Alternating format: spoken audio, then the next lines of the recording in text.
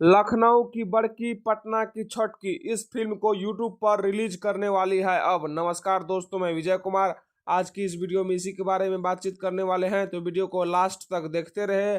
और जो लोग हमारे चैनल को सब्सक्राइब नहीं किए हैं वो लोग कर ले। जी हाँ दोस्तों, लखनऊ की बड़की पटना की छटकी यह एक भोजपुरी पारिवारिक मूवी है और इस मूवी में नजर आएंगे रानी चटर्जी और संजना पांडे। जी हाँ दोस्तों, इस मूवी में नजर आएंगे रानी चटर्जी और संजना पांडे। और दोस्तों, इस मूवी को रिलीज किया जाएगा B4U के यूट्यूब चैनल पर 6 जून को सुबह 8 बजे। जी हाँ दोस्तों, इस मूवी को रिलीज किया जाएगा B4U के यूट्यूब चैनल पर सुबह 8 बजे। तो जैसे ही यह मूवी रिलीज होगा आप लोग एक बार जरूर देखिएगा। यह मूवी पारिवारिक मूवी होने वाला है, तो आप लोग एक बार जरूर देखिएगा। तो ये छोटी जानकारी कैसे लगा दीजिए कमेंट बॉक्स में जरूर बताएं और ज़्यादा से ज़्यादा वीडियो को लाइक, चैनल को सब्सक्राइब जरूर करें।